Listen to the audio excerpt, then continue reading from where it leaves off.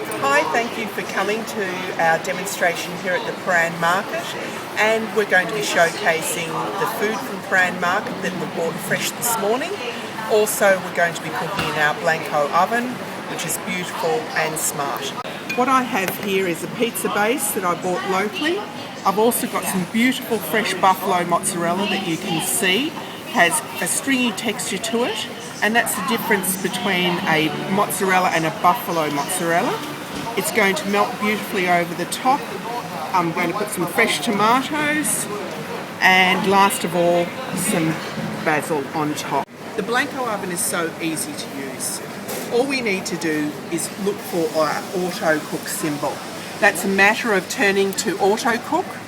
I press the button and bring it up, in fact, to the pizza setting, which we can see here. The oven is automatically telling me to put it on shelf number 2. So this is the shelf position. It's going to cook for 15 minutes, and that's all I need to do. As we can see from the timer, it's now flashing. It has turned the oven off.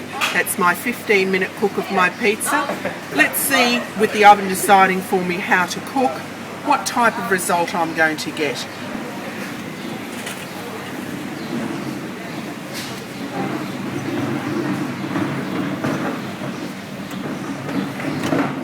People don't understand how a steamer works and how convenient it can be for their family. It also has other benefits like health, where you're not using very much oil or fat in your cooking. The natural flavour of the food is going to come out in the steamer, and I've decided to do risotto because that's one of those choresome types of jobs where you need to usually stand over the stove to do the stirring of the risotto the whole time you're cooking, usually about 30 minutes, so we can cut down on our time. We're going to actually start off by sautéing some leek, some onions and some butter in our fry pan. Once we've sweated those products off, we can actually then put it into our solid tray. We use a solid tray in our steamer for products that have a moisture content in it because we don't want that moisture to be lost. The whole idea about making a risotto is that we're actually going to make the rice fluffy, light. It's going to retain its moisture because I've got a cup of risotto in there, or rice, the arborio rice. On top of that, I'm pouring in my liquid. Now this can be different types of liquids, it doesn't really matter. Today I've decided I'm going vegetarian, and I've actually got a vegetable stock in the risotto. Just give that a stir around. So we've got some beautiful mushrooms that are in season at the moment here from the market.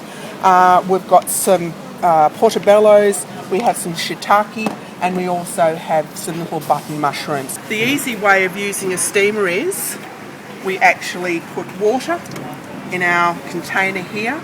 This will take approximately 1 hour of cooking time when I'm actually using the steamer.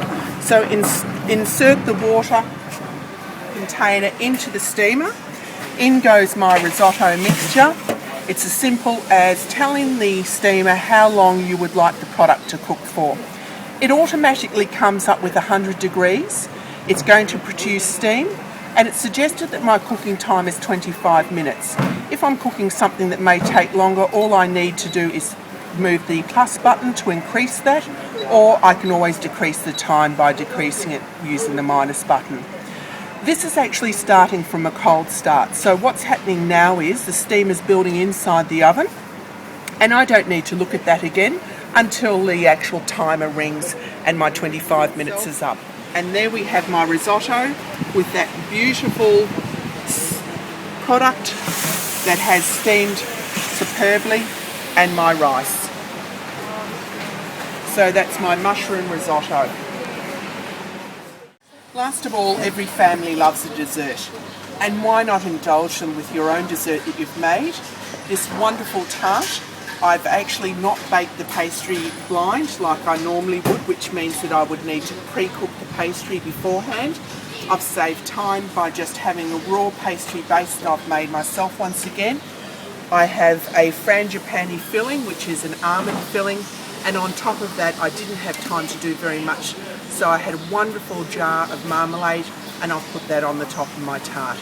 So what I'm using here in my both beautiful and smart Blanco oven is base heat with fan. What that does for me is it allows me to cook the bottom of the tart base so that it's beautiful and crunchy, yet it's still not overcooking the internal part of the tart. Let's see what result that I've achieved after about 25 to 30 minutes of that tart being in the oven. I'm not always at home, I'm always in a hurry, but I still like to make foods for myself. However, I can always buy a beautiful chutney or a jam of some kind here at the market and know that the quality is going to be superb. You can also see that we've got some blood oranges here, some lemons. I may not have made a marmalade one, I could have made a lime and lemon tart as well. So it just depends on you as to what's in season, and that's the most important thing when you're cooking is you should always use food in season. It has the best flavour, and if you want any advice at all, you can always ask us at Blanco. If you'd like any of the recipes of what we've made today, please phone us at our showroom in Melbourne for our Blanco product, which is in Scoresby, or you can actually email us on our Blanco website and we'd be very happy to send you out any of the recipes that you've seen today. The other website that you can use is the Prahran Market website.